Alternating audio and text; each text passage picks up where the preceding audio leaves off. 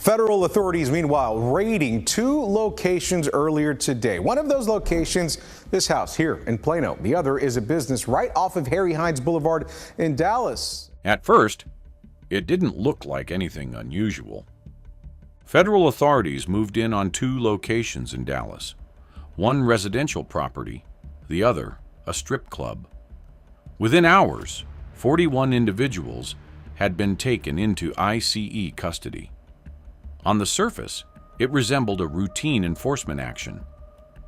But then small details began to surface. Now, we've learned that both the business and the home in Plano are connected via tax records. The Dallas County Appraisal District says the owner of the bookstore is listed as a business that is registered to a person who also has the same name as one of the owners of that home in Plano. Property records showed overlapping ownership between a Plano residence and a registered business tied to the same name. To investigators, it suggested something more deliberate, something connected. This wasn't just a raid. It was the beginning of something much larger.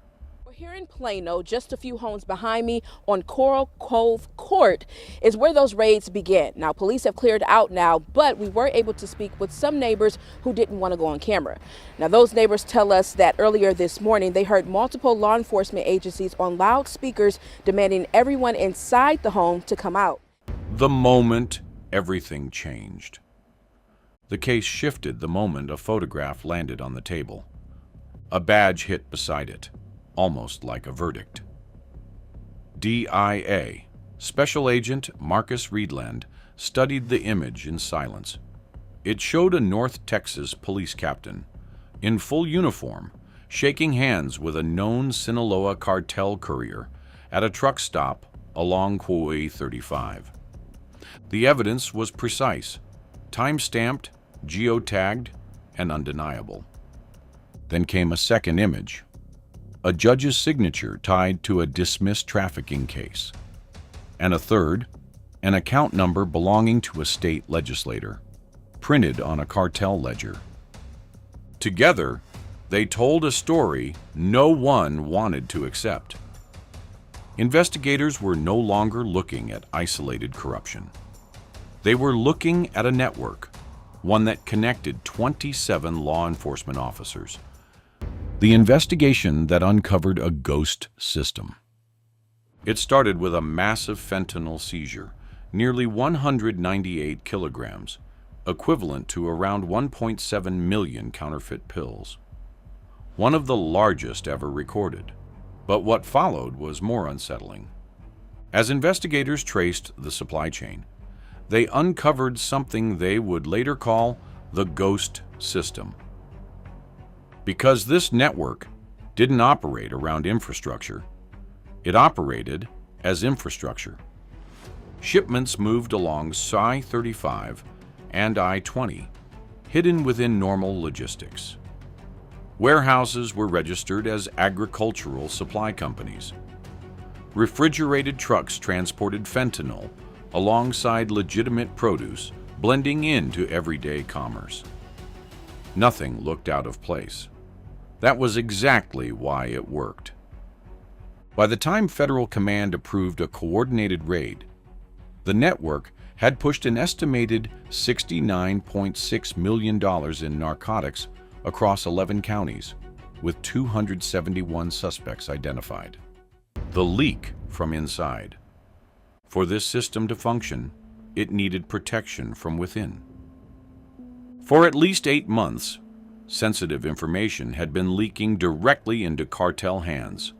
Convoy routes, raid schedules, safe passage windows, even evidence timelines. This wasn't careless corruption. It was controlled, calculated. As agents prepared in the early hours, 3 questions hung in the air. Who built this network? Who was protecting it? And what was hidden inside a file labeled only Architect? 4:17 a.m. when the doors came down. Flashbangs shattered the silence across North Texas as 6 locations were hit simultaneously. FBI teams breached a logistics warehouse off I-35 South. DIA units moved into a residential compound in Garland. ICE strike teams targeted a distribution hub disguised as a furniture import business near Irving. SWAT teams closed in on stash houses in Grand Prairie and Mesquite. Inside, suspects scrambled. One tried to destroy a laptop in a toilet. Another attempted to burn evidence before being tackled. Hard drives were pulled from hidden compartments beneath floors. What they found inside.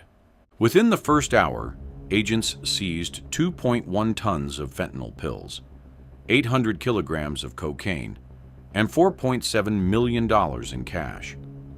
Then came the weapons, military-grade rifles, rocket-propelled grenades, and body armor marked with fake Dallas Police Department identifiers.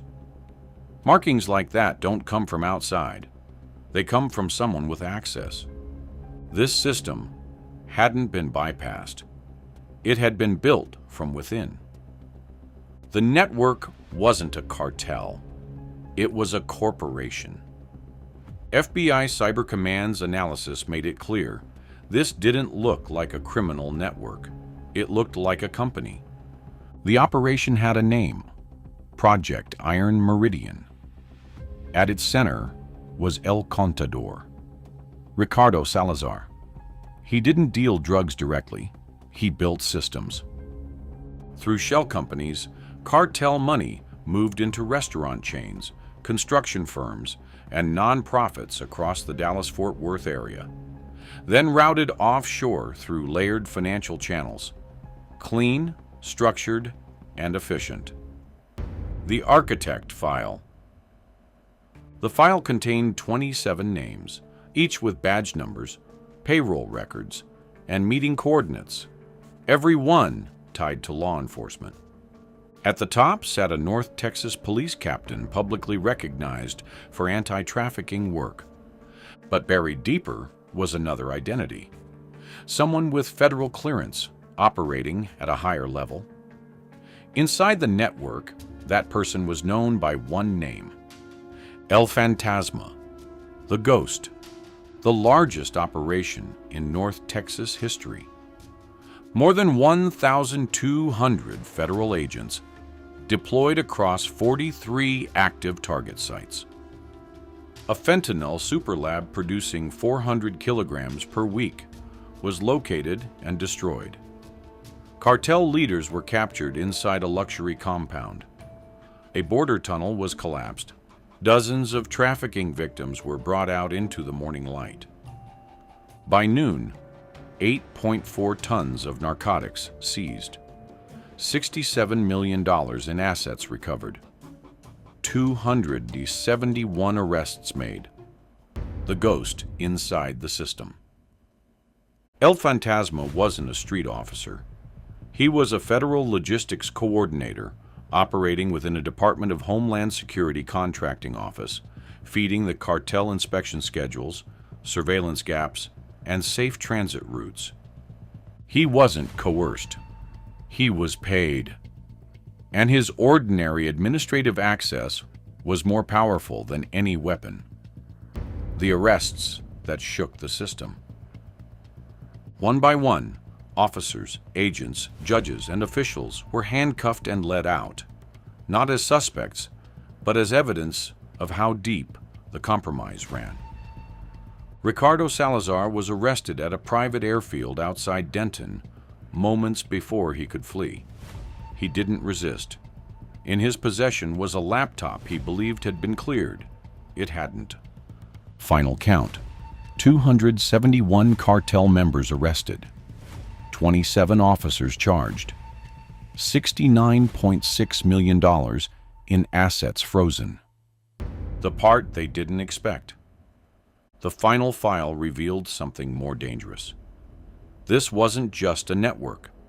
It was a model, ready to be replicated in 3 more states. Same structure, same infiltration.